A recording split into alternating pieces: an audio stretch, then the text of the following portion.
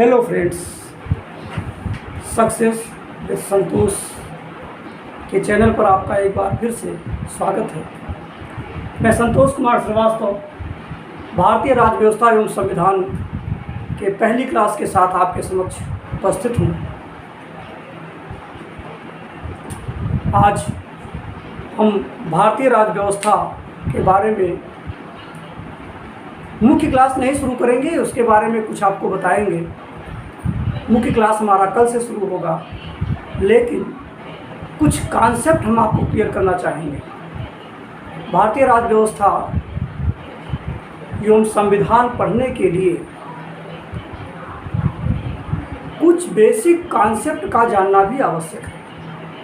उस basic concept के साथ ही हम आगे बढ़ेंगे। बेसिक कॉन्सेप्ट में जब हम भारत का संवैधानिक विकास पढ़ते हैं तो उसमें उसके पूर्व की घटनाओं का भी योगदान है। उस पूर्व की घटनाओं को जानते हुए जब हम उसका अध्ययन करेंगे तो अवश्य हमें लाभ प्राप्त होगा। आइए हम शुरू करते हैं आज का क्लास।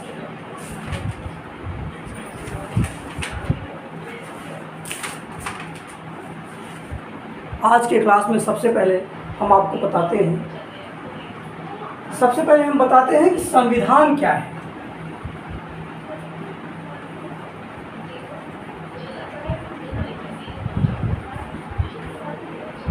संविधान क्या है पहले इसके बारे में जानिए, क्योंकि जब आप संविधान पढ़ रहे हैं तो संविधान के बारे में भी आपको ज्ञान होना आवश्यक है।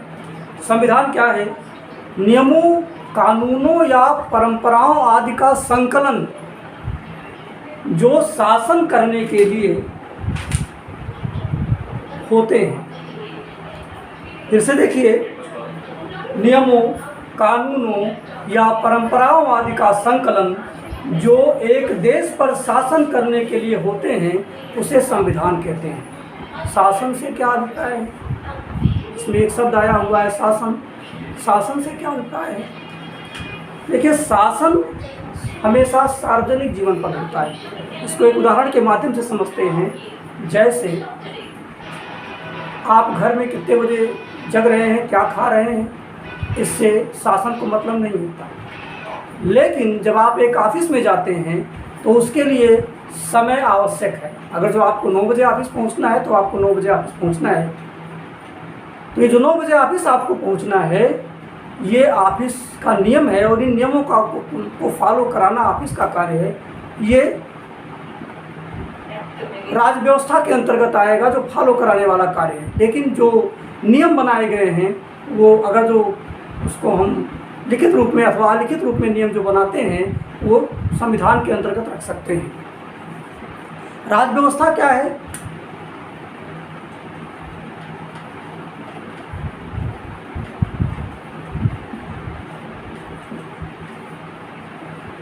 राज्य व्यवस्था क्या है? संविधान में को व्यवहार में लाने की व्यवस्था ही राज्य व्यवस्था है। उसका इम्प्लीमेंटेशन हम कैसे करा रहे हैं, उसको लागू कैसे करा रहे हैं, ये सारी व्यवस्थाएं राज्य व्यवस्था के अंतर्गत आती हैं। जैसे एक एग्जाम्पल के माध्यम से समझिए। जब हम मौलिक अधिकार की बात करते हैं तो इसमें अनुच्छेद 17 में अस्पृश्यता के बारे में बताया गया है। तो अस्पृश्यता पर कानून कौन बनाएगा? संसद बनाएगा। उसको लागू कौन करेगा? उसके पश्चात अगर जो अस्पृश्यता में किसी तरह का कोई संशोधन है, कोई आवश्यक चीज़ है, तो हाई कोर्ट और सुप्रीम कोर्ट भी उस पर सुनवाई करके उसमें आवश्यक संशोधन करके वो भी लिपिबद्ध कर देते हैं, वो भी कानून बन जाता है। तो ये जो कानून बनता है, ये जो विधिक अधिकार प्राप्त होते हैं कानून के द्वारा, इसे हम संविधान के अंतर्गत रखते हैं। और जो ये सारे इम्प्लीमेंटेशन होते हैं, जो इसे लागू कराते हैं, वही राज्य व्यवस्था है।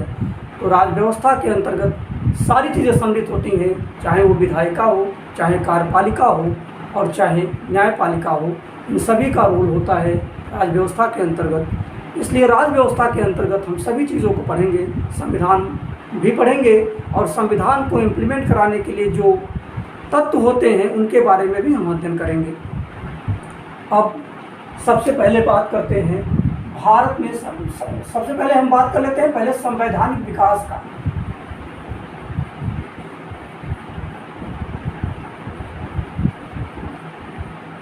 संवैधानिक विकास क्या है? तो संवैधानिक विकास के लिए दो चीज़ें आवश्यक हैं। एक होता है संवैधानिक मूल्यों का विकास,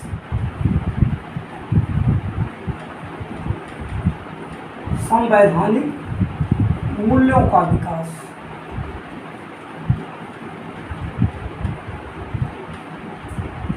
और दूसरा है संवैधानिक संस्थाओं का विकास।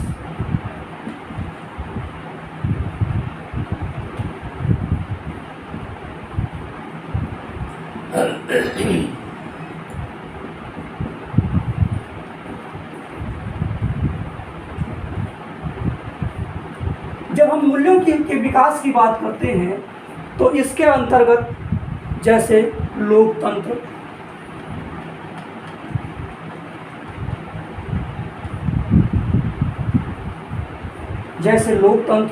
जैसे स्वतंत्रता,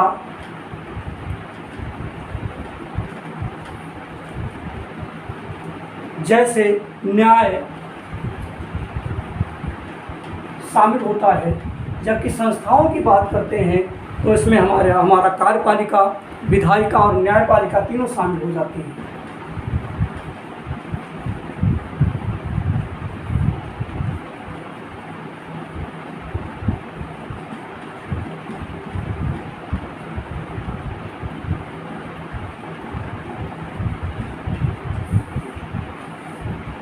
तीनों शामिल हो जाती है और इन सब का विकास ही संवैधानिक विकास होगा।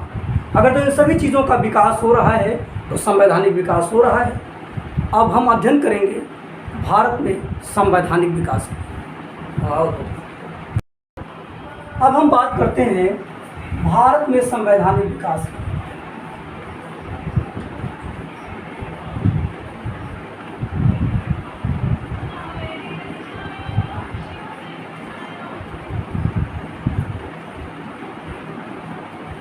अब हम बात करते हैं भारत में संवैधानिक विकास की।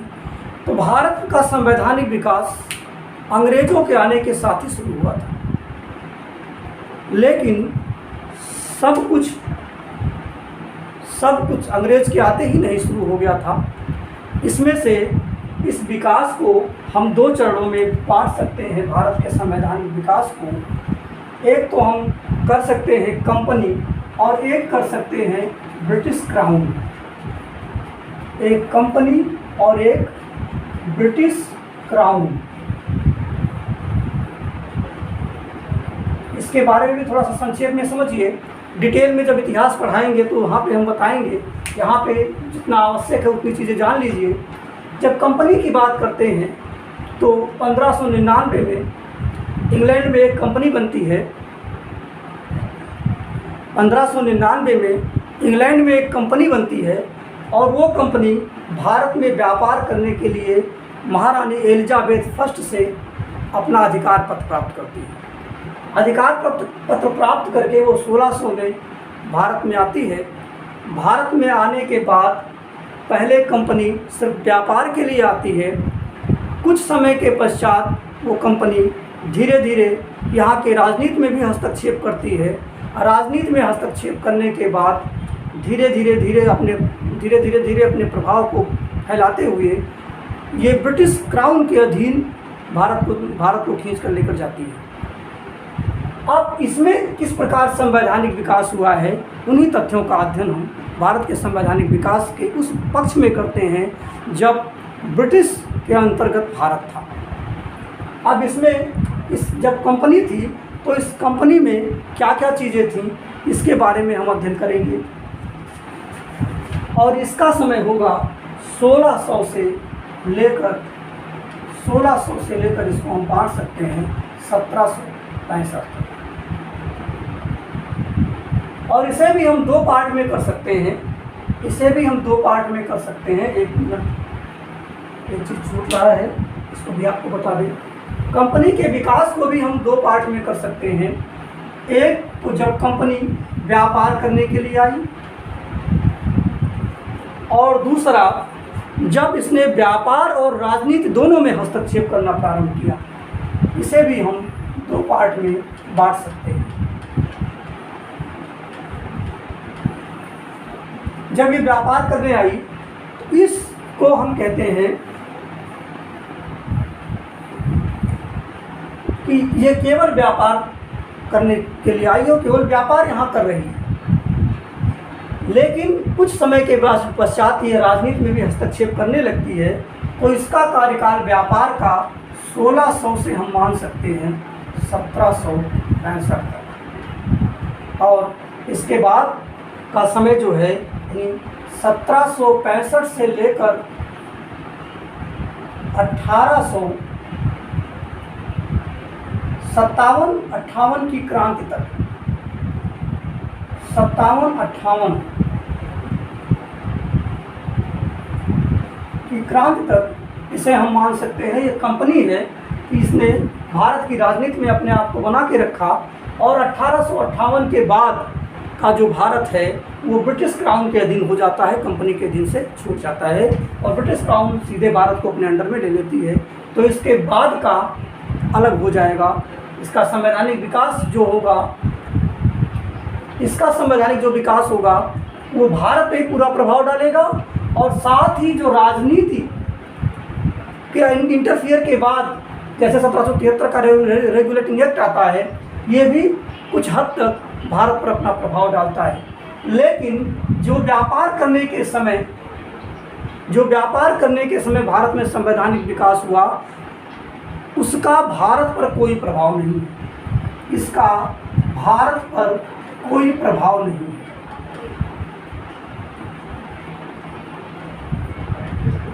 इसका भारत पर कोई प्रभाव नहीं है, क्योंकि ये ब्रिटिश के नियम कानून जो कंपनी के लिए बनाए गए थे उससे संबंधित हैं। तो आज हम सिर्फ इसी का अध्ययन करेंगे कि जब जो 1600 से 1765 का समय है, जो 1600 से 1765 का समय है, उसमें जो संवैधानिक विकास कंपनी का हुआ वो किस प्रकार का था, इसी के बारे में हम अध्ययन करेंगे।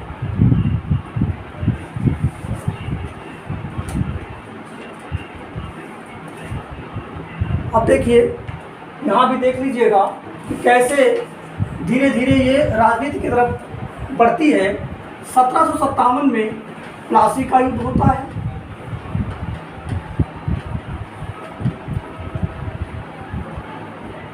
और 1764 में बक्सर का युद्ध होता है,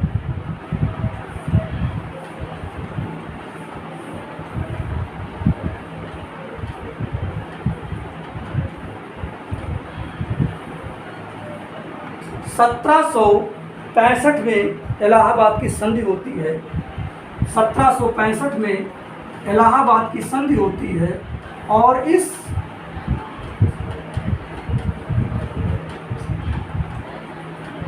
इलाहाबाद की संधि से अंग्रेज़ों को बंगाल, बिहार और उड़ीसा की दीवानी मिल जाती है। अब यहाँ पे हमें ध्यान देना है, एक शब्द और यहाँ पे हम आपको बता रहे हैं। जब ये अधिकार प्राप्त होता है तो जो शासन है वो द्वैध शासन के रूप में अंग्रेज अपना करते हैं। तो शासन कंपनी किस प्रकार करती है, इस शासन के लिए एक शब्द आता है दीवानी, और एक शब्द आता है निजामत। एक शब्द आता है दीवानी और एक शब्द आता है निजामत। ये दीवानी क्या है और निजामत क्या है, इसके बारे में समझिए। दीवानी अधिकार तो अंग्रेज अपने पास रखते हैं, मतलब जो राजस्व उन्हें वसूलना है वो खुद वसूलेंगे और उसे अपने पास रखेंगे, और जो लॉ एंड ऑर्डर की बात आती है वो स्थानीय शासक को दे देते हैं वो लोग। बदले में राजस्व का कोई हिस्सा इन्हें नहीं प्राप्त होता है। इसी से संबंधित जो भी इतिहास है वो हम इतिहास के पोर्शन में आपको बताएंगे। यहाँ पे हम शासन को स्पष्ट कर रहे हैं कि इन्होंने शासन का जो नियम अपनाया था दीवानी और निजामत के आधार पे था, मतलब राजस्व ये वसूलते थे और लॉ एंड ऑर्डर स्थानीय शासन संभालता था। जो वहाँ का उस समय का राजा या सुल्तान होता था वो उसको समझाता था, वो उसको संभालता था। ठीक है, अब चलिए अब हम बात करते हैं कि कैसे कंपनी के ऊपर जो बने बने हैं उनका, कंपनी का जो संवैधानिक विकास हुआ, भारत में जो कंपनी आई उसका संवैधानिक विकास जो हुआ वो किस प्रकार से हुआ, हम इसके ऊपर आज अध्ययन करेंगे। चलिए अब इसके ऊपर अध्ययन करते हैं।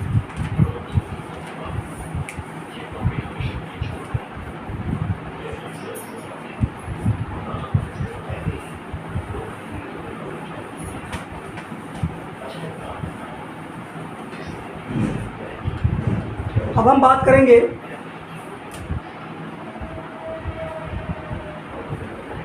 ब्रिटिश कंपनी का संवैधानिक विकास। अब हम चर्चा करेंगे ब्रिटिश कंपनी का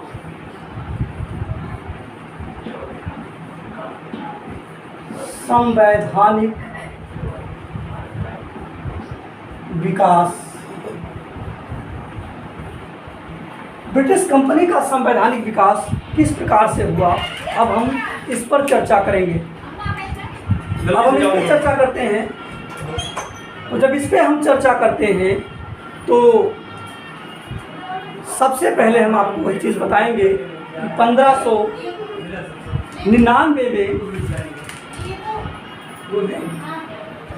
इंग्लैंड में या ब्रिटेन में कुछ लोगों ने मिलकर एक कंपनी बनाई और उस कंपनी का नाम रखा the governor and company of merchant of the training into the West Indies.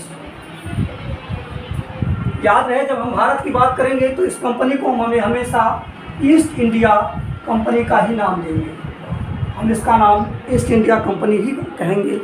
लेकिन वस्तुतः यह नाम 1833 में इसको प्राप्त हुआ है। वो किस प्रकार प्राप्त होगा, जब हम आपको 1833 पढ़ाएंगे चार्ट, तो हम वहाँ पे आपको इसके बारे में क्लियर करेंगे। अभी यहाँ पे सिर्फ हम आपको जो बता रहे हैं वो सिर्फ कंपनी का संवैधानिक विकास बता रहे हैं।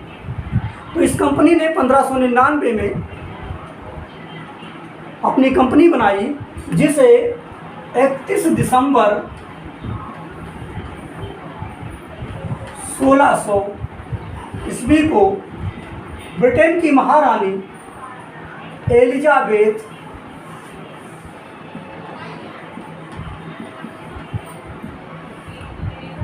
फर्स्ट ने भारत के साथ व्यापार करने के लिए अनुमति प्रदान किया। भारत के साथ व्यापार करने के लिए अनुमति प्रदान किया, और ये कितने सालों के लिए थी? कंपनी के लिए 15 वर्षों का एकाधिकार दिया। एकाधिकार का क्या आशय है कि यही एक कंपनी वहाँ से 15 वर्षों के लिए व्यापार के लिए आएगी, ऐसा इन्होंने कहा। और याद रहे ये स्थिति कब से कब तक है, तो ये 1600 में आती है और ये एकाधिकार कब तक बना रहता है? 1813 तक।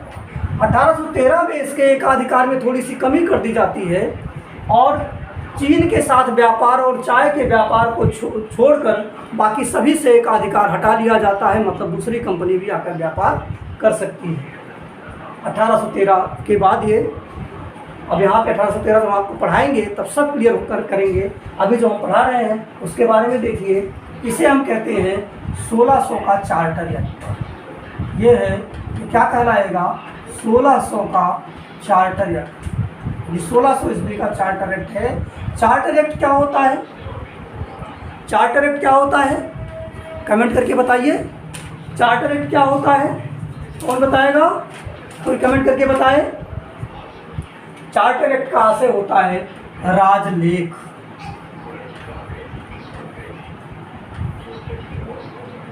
सोलह का चार्टर एक्ट आया। उस 1600 के चार्टर एक्ट से कंपनी को 15 वर्षों के लिए व्यापार का एकाधिकार प्राप्त हो गया। अब हम बात करते हैं कि कंपनी बनी कैसे। कंपनी बनाने के लिए क्या था? तो कंपनी के लिए जो कंपनी थी, अब कंपनी के बारे में जानिए। कंपनी के लिए क्या था? कंपनी के लिए एक कोर्ट ऑफ डायरेक्टर्स की स्थापना की गई। कंपनी के लिए एक कोर्ट ऑफ डायरेक्टर्स की स्थापना की गई। डायरेक्टर्स की स्थापना की गई, कोर्ट ऑफ डायरेक्टर्स की स्थापना की गई, जिसे हम निदेशक मंडल भी कह सकते हैं, निदेशक मंडल भी कह सकते हैं। और इस कोर्ट ऑफ डायरेक्टर्स में कुल 24 सदस्य होते थे, कुल 24 सदस्य होते थे। अब ये 24 सदस्य कैसे चुने जाते थे? तो जो व्यापार करने के लिए 500 पाउंड से ज़्यादा रुपया देता था, जो व्यापार करने के लिए 500 पाउंड से ज़्यादा देता था, उसे इस 24 सदस्य को चुनने का अधिकार प्राप्त हो जाता था। और वही निदेशक मंडल को चुनते थे। ठीक है ना, इसको लिखने की जरूरत नहीं है, इसको केवल समझिए कि जो 500 पाउंड से ज़्यादा देगा वही इन 24 सदस्यीय टीम को चुनेगा। क्योंकि ये जो कंपनी थी, ये एक मर्चेंट की कंपनी थी, तो ये जो है कई सारे लोग मिल करके बनाए थे और उसमें से 24 सदस्य चुने गए थे। और इनको किन्होंने चुना? जिन्होंने 500 पाउंड से ज़्यादा सहभागिता की उस कंपनी को बनाने के लिए। अब क्या हुआ, यहीं पे हम कंपनी का इतिहास भी आपको पढ़ा देते हैं। ये कंपनी 1600 में आई, 1813 में कंपनी का एकाधिकार समाप्त कर दिया गया। याद रहे, हम आपको यहाँ इसलिए पढ़ा रहे हैं क्योंकि इससे प्रश्न आते हैं, तो आप एक ही जगह देख लेंगे तो आपको क्लियर रहेगा। 1813 में कंपनी का एकाधिकार समाप्त कर दिया गया। यद्यपि चीन के साथ और चाय पर उसके व्यापार का एकाधिकार बना रहा। 1813 के बाद 1833 में कंपनी का पूर्ण एकाधिकार समाप्त कर दिया गया। कंपनी का एकाधिकार समाप्त 1813 में। यद्यपि चीन और चाय के व्यापार पर एकाधिकार बना रहा। ये हम वहाँ भी पढ़ाएंगे जब आपको 1813 पढ़ाएंगे। चीन और चाय के व्यापार पर एकाधिकार बना रहा। और 1833 के चार्टर एक्ट के द्वारा कंपनी का पूर्ण रूप से एकाधिकार समाप्त कर दिया गया। मतलब चीन और चाय के साथ भी इसके व्यापार को समाप्त कर दिया गया। एकाधिकार, कंपनी का पूर्ण एकाधिकार समाप्त कर दिया गया। कंपनी का पूर्ण एकाधिकार समाप्त कर दिया गया। और 1858 में आपको पता है 1857 में क्रांति होती है, 1857 में क्रांति होती है। और उसके बाद 1858 में कंपनी को ही समाप्त कर दिया गया। तो कंपनी को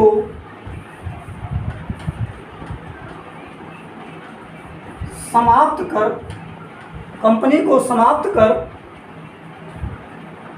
ब्रिटिश क्राउन के अधीन कर दिया गया। ब्रिटिश क्राउन के अधीन कर दिया गया। किसको? भारत को ब्रिटिश क्राउन के अधीन। तो इस तरह से हम देखते हैं कि 1813 में उसके अधिकार में कटौती की गई, 1833 में एकाधिकार समाप्त कर दिया गया और 1858 में कंपनी को ही समाप्त कर दिया गया। और यहाँ से कंपनी समाप्त हो जाती है और ब्रिटिश, अब इसके बाद जो भी एक्ट आएंगे वो सब ब्रिटिश क्राउन उसको गवर्न करेगी। इसके बारे में समय पर जो भी एक्ट हम जिस एक्ट के बारे में पढ़ाएंगे संवैधानिक विकास में, उसके बारे में आपको बताते रहेंगे। संवैधानिक विकास को पढ़ाने के लिए हम आपको 3 से 4 क्लास लेंगे क्योंकि ये बेसिक कॉन्सेप्ट पे आधारित है। उसके बाद उतना टाइम नहीं लगेगा, लेकिन इसको पढ़ाने में हम थोड़ा समय लेंगे। बहुत लंबा वीडियो हम नहीं बना सकते हैं, नेटवर्क इश्यू के कारण बहुत लंबे वीडियो अपलोड होने में समस्या आ रही है, इसलिए बहुत लंबा वीडियो हम नहीं बना पा रहे हैं। लेकिन नेटवर्क इशू कम दूर हो जाने के बाद हम पूरा कंप्लीट वीडियो आपको बना कर देंगे। और अब हमने पढ़ा 1600 का चार्टर एक्ट, इस पर इसका स्क्रीनशॉट लेना चाहें तो ले लें। इसके बाद एक और हम पढ़ाएंगे आपको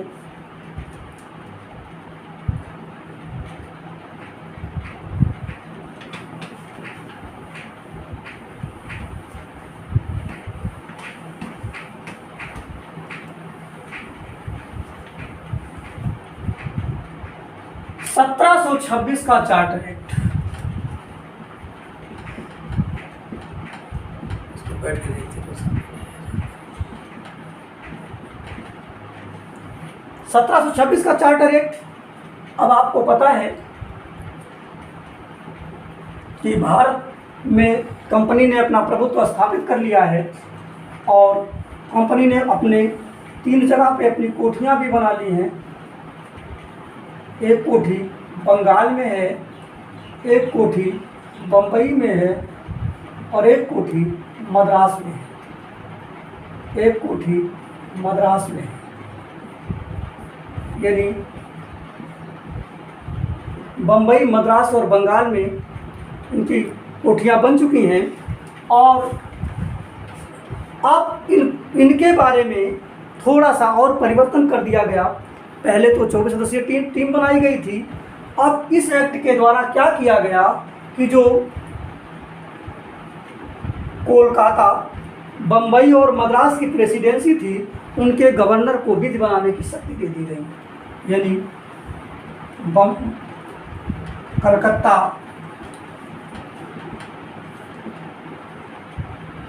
बंगाल और यहाँ पे हम लिख सकते हैं कलकत्ता भी, कलकत्ता, बम्बई और मद्रास की प्रेसिडेंसी को